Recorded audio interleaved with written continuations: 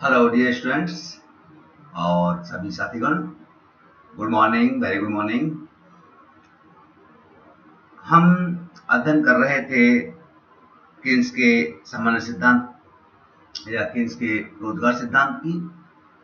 पहली स्लाइड में हमने देखा कि जॉन मेनार्ड किन्स ने किस प्रकार क्लासिकल थ्योरी ऑफ एम्प्लॉयमेंट की आलोचना की, किस प्रकार अपना सिद्धांत स्थापित किया। महान मंदी के बाद किन्स के सिद्धांत को किस प्रकार मान्यता प्रदान की गई, प्रभावपूर्ण मांग क्या होती है, प्रभावपूर्ण मांग के जो महत्वपूर्ण दो चर हैं, एग्रीगेट डिमांड प्राइस और एग्रीगेट सप्लाई प्राइस या फंक्शन, उनके बारे में अध्ययन किया। अब हम अध्ययन करेंगे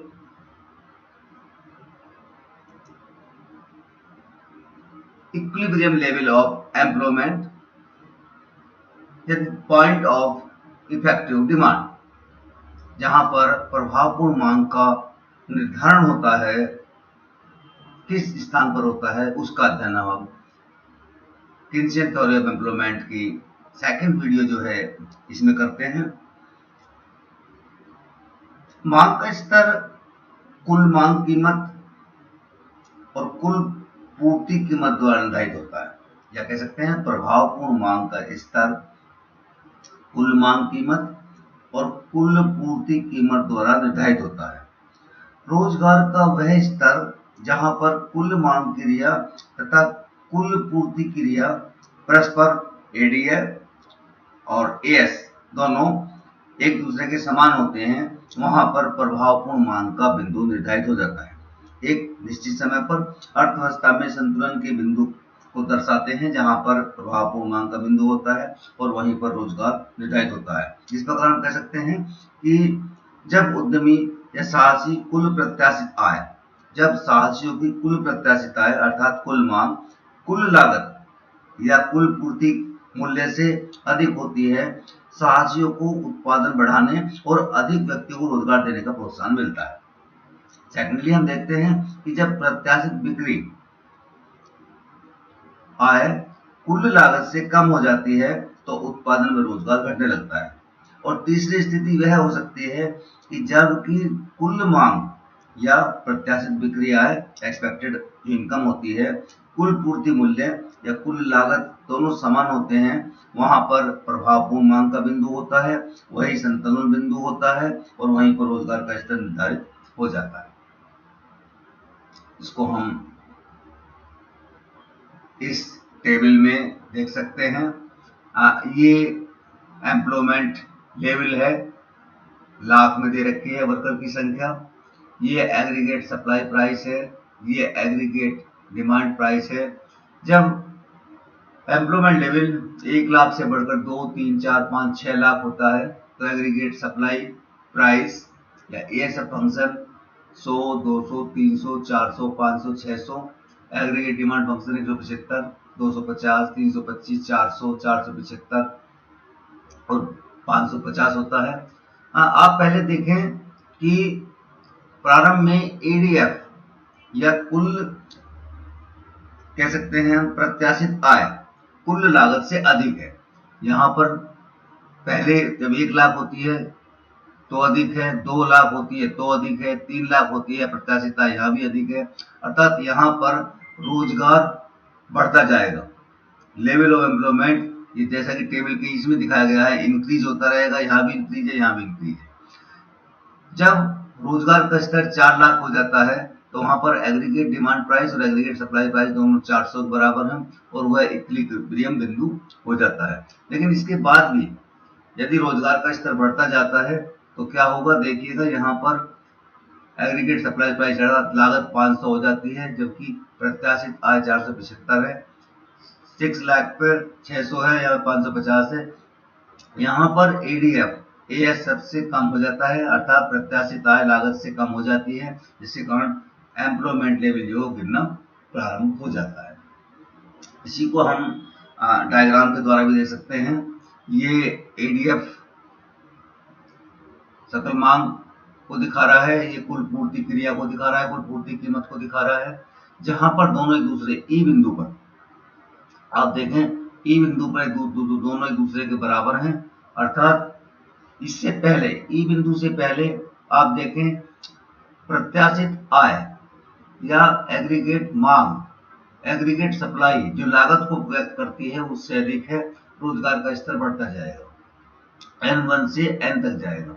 अर्थात जहां पर इक्विलिब्रियम है, ई बिंदु प्रभावपूर्ण मांग का बिंदु है, जहां पर कुल मांग कीमत और कुल पूर्ति कीमत एक दूसरे के बराबर हैं और रोजगार का स्तर ON निर्धारित हो जाता है।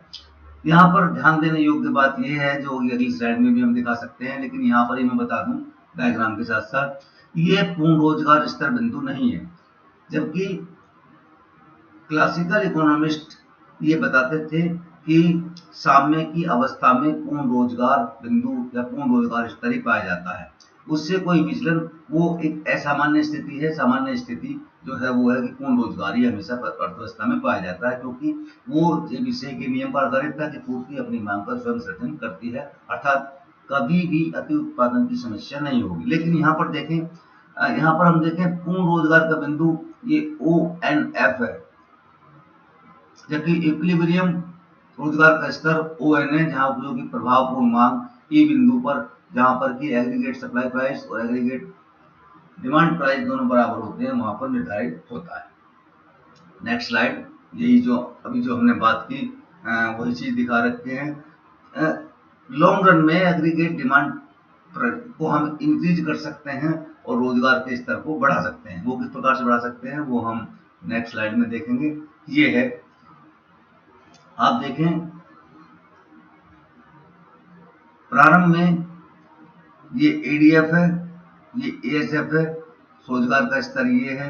यदि हम एग्रीगेट डिमांड को बढ़ा सकते हैं, क्योंकि एग्रीगेट सप्लाई को हम नहीं बढ़ा सकते, सप्लाई हमारे हाथ में नहीं है, लागत जो तकनीकी दशाओं के द्वारा निर्धारित होती है उसे अल्पकाल में नहीं बढ़ा सकता है।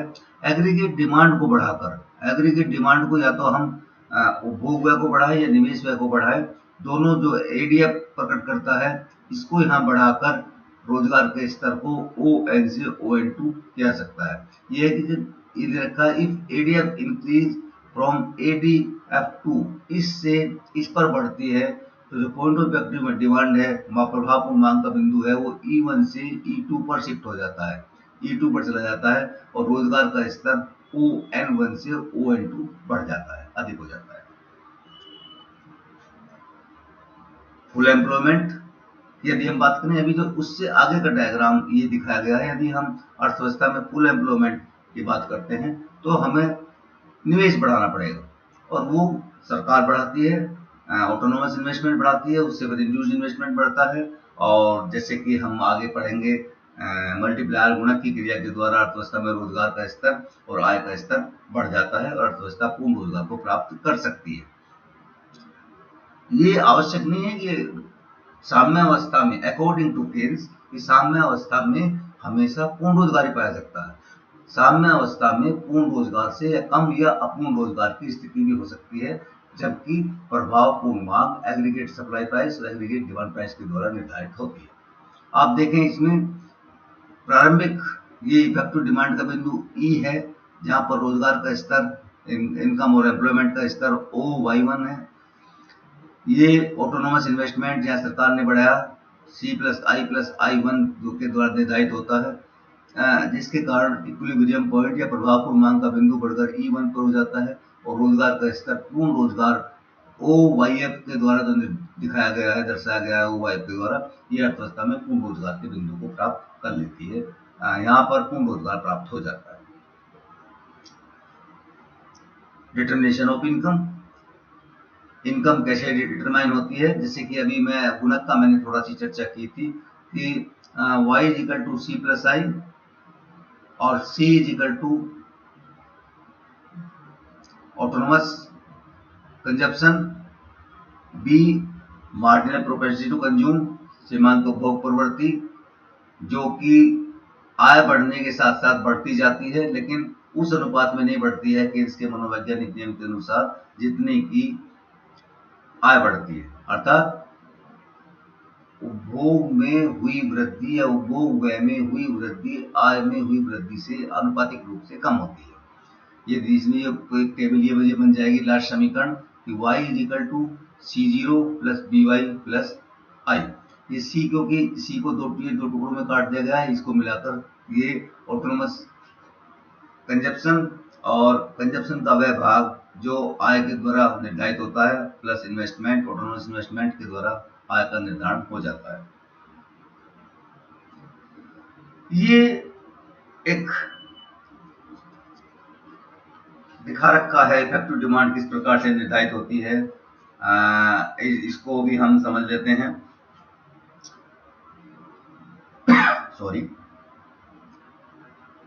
इफेक्टिव डिमांड दो चीजों से मिलकर निर्धारित होती है, प्रभावपूर्ण मांग एग्रीगेट डिमांड प्राइस और एग्रीगेट सप्लाई प्राइस। इसको हम कुल मांग कीमत और कुल पूर्ति कीमत कहते हैं। कुल पूर्ति कीमत अल्पकाल में स्थिर होती है, इसमें कोई परिवर्तन नहीं होता है। केवल हम इफेक्टिव डिमांड में जो परिवर्तन कर सकते हैं वो एग्रीगेट डिमांड प्राइस या कुल मांग कीमत में परिवर्तन करके कर सकते हैं, जो कि दो चीजों पर निर्भर होता है, कंजप्शन और इन्वेस्टमेंट, उपभोग व्यय और विनियोग पर निर्भर है दोनों चीज। अब उपभोग किस पर निर्भर है? उपभोग आय की मात्रा और प्रोपेंसिटी टू कंज्यूम या उपभोग प्रवृत्ति पर निर्भर है। आय की मात्रा अल्पकाल में स्थिर होती है, केवल प्रोपेंसिटी टू कंज्यूम जो है उसके आधार पर ही। ये दोनों प्रोपेंसिटी टू कंज्यूम भी अल्पकाल में स्थिर होती है, इनमें कोई परिवर्तन अल्पकाल में नहीं कह सकता है, क्योंकि हम पढ़ चुके हैं कि जो केन्सियन इकोनॉमिक्स है वो अल्पकाल पर ही आधारित है। तो यहाँ पर क्या बचा? निवेश, विनियोग या इन्वेस्टमेंट बचा। इन्वेस्टमेंट को बढ़ाकर हम इफेक्टिव डिमांड को बढ़ा सकते हैं, एग्रीगेट डिमांड प्राइस को बढ़ा सकते हैं। Investment marginal efficiency of capital और रेट ऑफ इंटरेस्ट, या कह सकते हैं हमारा पूंजी की सीमांत उत्पादकता और ब्याज की दर पर निर्भर होता है। यहाँ थोड़ा सा बताना आवश्यक होगा कि जो क्लासिकल इकोनॉमिस्ट थे वो इन्वेस्टमेंट को केवल रेट ऑफ इंटरेस्ट, ब्याज की दर के द्वारा निर्धारित करते थे कि ब्याज की दर कम होगी तो निवेश बढ़ जाएंगे और ब्याज की दर अधिक होगी तो निवेश या इन्वेस्टमेंट विनियोग कम हो जाएंगे। लेकिन ऐसा नहीं है। प्रत्याशित आय की प्रत्याशित अपेक्षा किस प्रकार की है, आर्थिक वातावरण किस प्रकार का है, एंटरप्रेन्योर या उद्यमी किस प्रकार की आशा रखते हैं भविष्य के प्रति, यह मार्जिनल एफिशिएंसी ऑफ कैपिटल निर्धारित करती है, जो कि भावी आय और पूंजी संपत्ति की पूर्ति कीमत पर निर्धारित होती है। Prospective yield from the capital assets और सप्लाई प्राइस, जैसे कि बताया अभी, भावी आय और पूंजी की पूर्ति कीमत निर्धारित होती है। इसमें भी कोई परिवर्तन नहीं होता है। रेट ऑफ इंटरेस्ट दो चीजों से मिलकर बनता है, जो ब्याज की दर है, तरलता पसंदगी और मुद्रा की मात्रा। मुद्रा की मात्रा भी अल्पकाल में निर्धारित होती है, निश्चित होती है, उसमें कोई परिवर्तन नहीं होता है।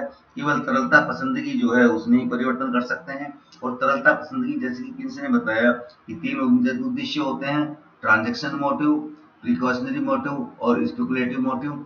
इसमें भी जो हमारे लेन देन के उद्देश्य और संकटकालीन खर्चों की पूर्ति के लिए या प्रिकॉशनरी मोटिव जो होते हैं वो कोई परिवर्तन उसमें नहीं होता है।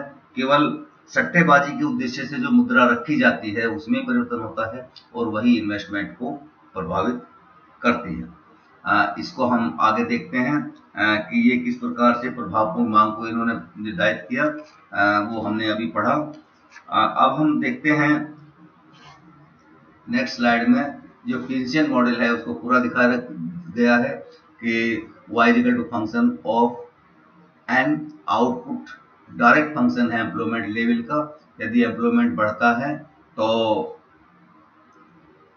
इनकम बढ़ती है और यदि एम्प्लॉयमेंट का लेवल कम होता है तो इनकम या एम्प्लॉयमेंट कम होता है। इसी साथ दिखा रखा है NS is equal to function of W, supply of labour, जिसे NS कहते हैं, supply of number of labour, is directly function of money wages. It means supply of labour increase with increase in the money wages. यदि money wages बढ़ेंगे तो जो labour supply है वो बढ़ जाएगी। इसी प्रकार से ND demand for labour is inverse function होता है मनी वेजेस का। यदि मनी वेजेस बढ़ेंगी तो डिमांड जो है वो रोजगार के लेबर की वो कम हो जाएगी। इसी प्रकार से वाइस वर्सा उल्टा भी इसी प्रकार इसी क्रम में होगा। ये एनएस और एनडी जहाँ बराबर हो जाएंगे वहां पर इक्विलिब्रियम होगा। किन्स के अनुसार इफेक्टिव डिमांड का बिंदु I is equal to S होता है, जो Keynesian assume equilibrium investment saving equal होंगे। I equal to function of R और I is equal to function of marginal efficiency of capital, पूंजी की सीमा उत्पादकता। I is equal to function of R और S is equal to function of Y, अर्थात I saving जो है वो डायरेक्ट फंक्शन होती है इनकम का। यदि इनकम बढ़ जाती है तो सेविंग बढ़ जाती है, इनकम कम होती है तो सेविंग कम होती है। इसी प्रकार नेक्स्ट यदि हम देखते हैं तो ये इक्वेशन जो है बताती हैं जो हम पीछे पढ़ता है सब उन्हीं के बारे में दर्शाया गया है कि किस प्रकार से लेवल निर्धारित होता है। पूंजी की सीमांत उत्पादकता के बारे में थोड़ा सा बताऊं कि पूंजी की सीमांत उत्पादकता से अभिप्राय होता है जो नई पूंजी संपत्ति द्वारा लागतों को निकालकर प्राप्त होने वाली अधिकतम भावी आय है। जो इसने पूंजी की सीमांत उत्पादकता मार्जिनल एफिशिएंसी ऑफ कैपिटल पर बहुत ध्यान दिया है, जो इन्वेस्टमेंट को निर्धारित करती हैं भावी किस प्रकार की संभावनाएं हैं वो समाज में। ये कुछ क्रिटिसिज्म हैं किन्स के रोजगार सिद्धांत की। सॉरी, इसमें प्रभावपूर्ण मांग को लेकर किया गया है। इक्विलिब्रियम सेल्फ कंट्रोल रहती है। Keynes economics is mainly static है। ये लॉन्ग पीरियड को इक्विलिब्रियम को नहीं मानती है। Unrealistic assumption of perfect competition. Keynes theory not in general theory नहीं है। बहुत सारे अर्थशास्त्रियों ने अलग अलग इसकी आलोचना की है। कारण प्रभाव का संबंध नहीं है, अर्धविकसित देशों पर लागू नहीं होती है, प्रभावपूर्ण मांग संभावित नहीं कहला सकती है। इग्नोर कॉस्ट पुश इन्फ्लेशन, केवल डिमांड टू जो पुश इन्फ्लेशन है उसको ही देखा है, कॉस्ट पुश इन्फ्लेशन को इसको ध्यान में नहीं रखा गया है। स्टूडेंट्स, ये थी आपकी किन्सियन थ्योरी। मेरे ख्याल में आपके जो सिलेबस को पूरा कवर कर रही है। Thank you very much. मैं डॉक्टर अनुज कुमार। यदि आपको किन्सियन थ्योरी में कोई प्रॉब्लम है तो आप मुझसे संपर्क कर सकते हैं। मेरा फोन नंबर आपके पास है, मुझे आप मैसेज कर सकते हैं। हम इस चैप्टर को पुनः रिपीट करेंगे जो भी कोई प्रॉब्लम हो। और क्योंकि अभी कॉलेज जो है वो खुले नहीं है, हम रूबरू क्लास में नहीं पढ़ सकते हैं, इसलिए फिर भी यदि आपको प्रॉब्लम है तो आप आ सकते हैं कॉलेज में। अब एक दो स्टूडेंट आ सकता है और हम बैठ के भी किसी प्रॉब्लम को सॉल्व कर सकते हैं। Okay, thank you, thank you, thank you very much students. Okay.